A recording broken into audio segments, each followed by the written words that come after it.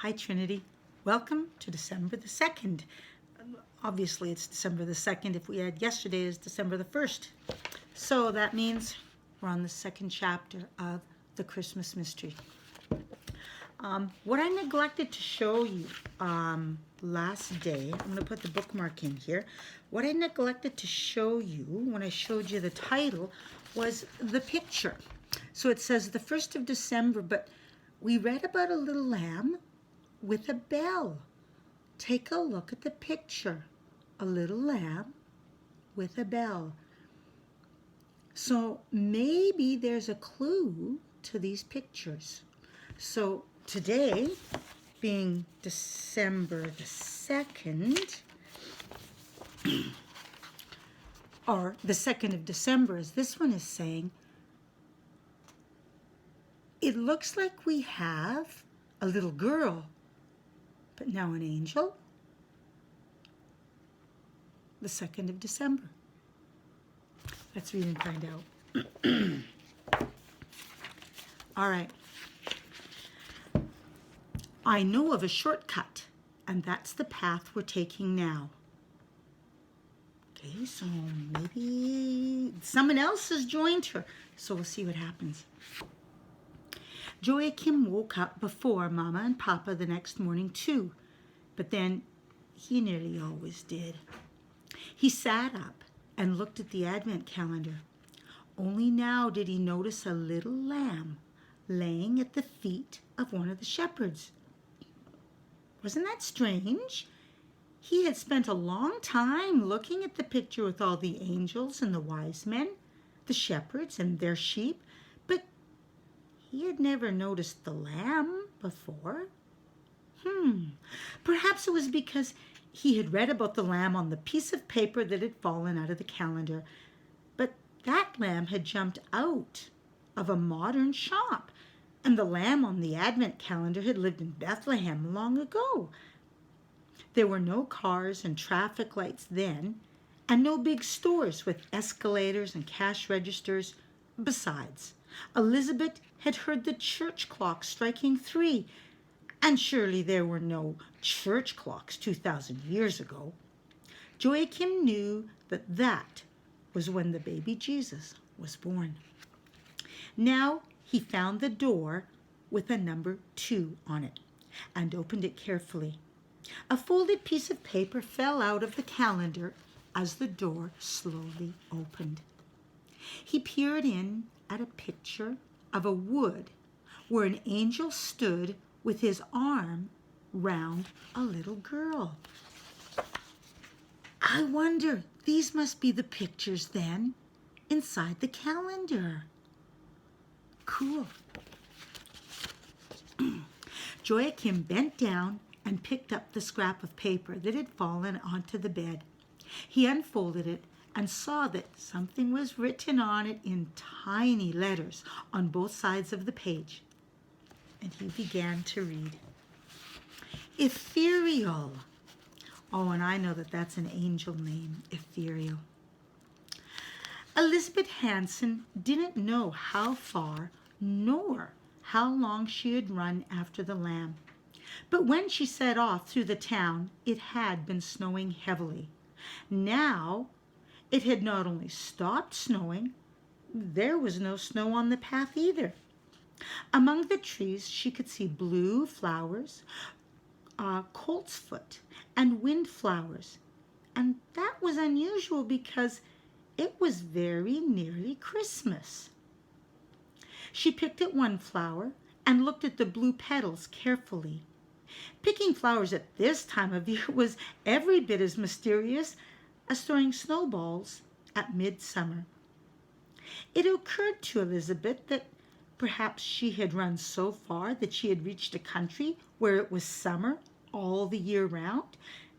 If not, she must have run for so long that spring and the warm weather had arrived already. In that case, she might still be in Norway. But then, what would have happened to Christmas? While she stood wondering, she heard the tinkle of a bell in the distance. Elizabeth started running again and soon caught sight of the lamb. It had found a small, grassy bank and was grazing on it greedily. The little creature had probably been very hungry. It had not had any grass to eat as long as it was winter. It had certainly not had a morsel of food as long as it had been a toy either. And that may have been for a very long time. Elizabeth crept up towards the lamb, but just as she was about to pounce on it in order to stroke it, it sprang away again. Lambkin! Lambkin! Elizabeth tried to keep up with it, but she tripped over a pine root and fell flat on the ground. The worst of it was that she realized she was unlikely ever to catch up with that lamb. She had decided to follow it to the ends of the earth, but the earth was round after all, so they might go on running around the world forever, or at any rate until she grew up. And by then, she might have lost interest in such things as lambs. When she looked up, she caught sight of a shining figure between the trees. Elizabeth looked, wide-eyed, for it was neither an animal nor a human being. A pair of wings were sticking out of her robe, as white as the lamb. Elizabeth had only just managed to get to know the world. She had learned what all of the commonest animals were called, but she didn't know the difference between a tomtit and a yellowhammer, nor between a camel and a dromedary, come to think of it. All the same, there was no mistaking what she was looking at now. Elizabeth realized at once that the shining figure must be an angel. She had seen angels in books and pictures, but it was the first time she had seen one in real life.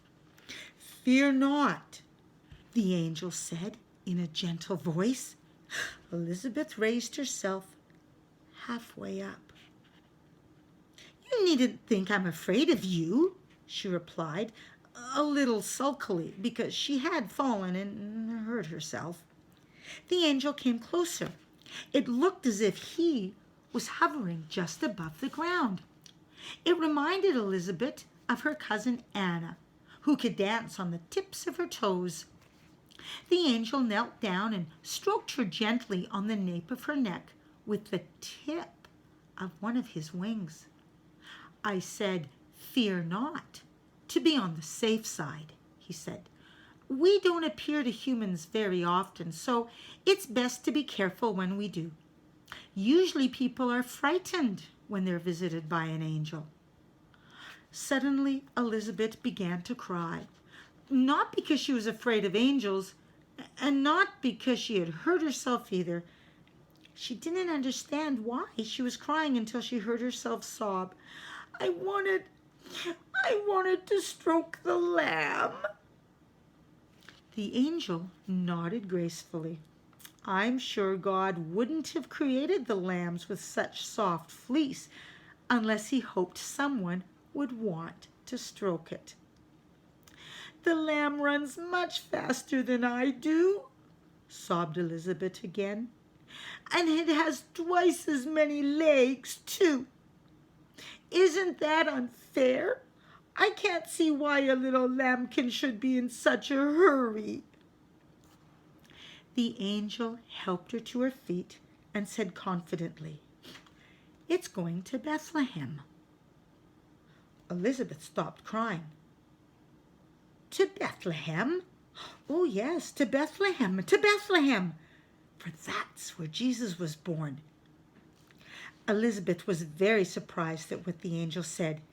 In an attempt to hide her astonishment, she began to brush soil and grass off her trousers. There were some nasty stains on her red jacket too. "Then I want to go to Bethlehem," she said. The angel was dancing on the tips of his toes again on the path. "That suits me," he said, hovering above the ground. "I'm going there too. So we might just as well keep each other company. all three of us. Elizabeth had learned that she should never go anywhere with people she didn't know. That certainly applies to angels as well. So she looked up at the angel and asked, "What's your name?" Elizabeth had thought the angel was a man, but she wasn't quite sure. Now he curtsied like a ballet dancer and said, "My name is Ethereal." "That sounds like a butterfly. Did you really say ethereal?" "Yes, just ethereal. Angels have no mother or father, so we have no family name either." Elizabeth sniffed for the last time. Then she said, "I don't think we have time to talk anymore if we're going all the way to Bethlehem. Isn't it a very long way?" "Oh, yes, indeed. It's very far and a very long time ago. But I know a shortcut, and that's the path we're taking now." And with that, they began to run. First the lamb, then Elizabeth. The angel Ethereal danced behind them. As they ran, Elizabeth felt sorry she hadn't asked the angel why it had suddenly become summer. But when she caught a glimpse of the lamb on the path in front of her, she didn't dare stop. "Lambkin! Lambkin!" Joachim hurried to hide the piece of paper in the secret box for which only he had the key. It was John, the flower seller, who had left the old calendar with the bookseller. Did he know about the scraps of paper too?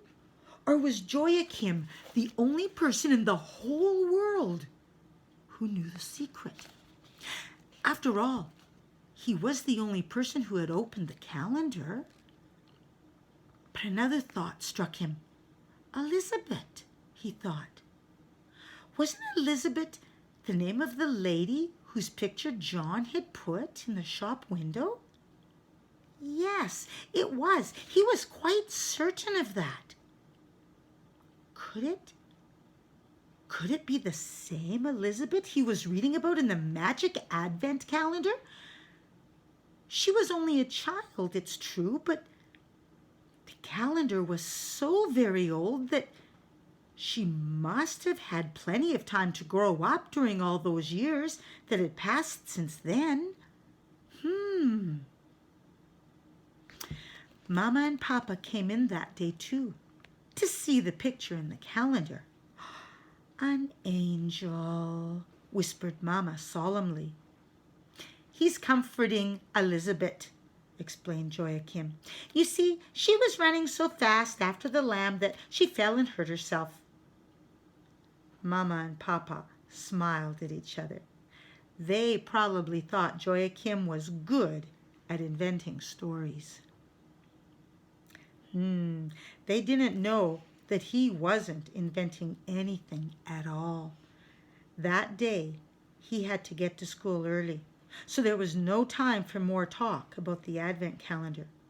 But Joachim thought about nothing else on his way to school. So much snow had fallen during the past few days that it was heavy going across the big sports field. He thought how Elizabeth had been floundering in snow when she had begun running after the lamb, but then it was suddenly summer. Surely that was impossible, wasn't it? When he came home from school, he had to let himself in. He got home a bit earlier than Mama nearly every day. Joachim rushed to his room and looked up at the magic Advent calendar. It was still hanging there, all right. During the day he had wondered whether it had only been a dream, for Joachim was always dreaming about the strangest things. Now he was longing to know what the picture under the number 3 was. Should he open the third day now? All he had to do was stick it back again afterwards and pretend he hadn't done it. But that would be cheating. And to cheat over Christmas would be even worse than cheating at cards. It was like peeping into parcels that were not to be opened until Christmas Eve. It was almost like stealing from yourself. Mama soon came home from work and started to peel potatoes and carrots. Then Papa arrived, complaining that he had lost his driving license. "I can't understand it," he said. "Not in the car, not at the office, and not in my coat pocket either." "You're a real muddlehead," said Joachim. Papa always said that to him when he couldn't find his pencil case or tidied his toys away. That evening must have been the first time in his whole life that Joachim asked to go to bed early. "You don't feel ill, do you, darling?" asked Mama. No, of course not. But I'm looking forward so much to opening the magic advent calendar that I can't wait." And that ends the 2nd of December. There are many pictures, and I'm seeing that one is today's. Oh, and that one was yesterday's. But as you can see, there are many, many more. And we'll explore those too as we read. Have an awesome day, folks. We'll see you tomorrow for chapter 3. Okay? Bye.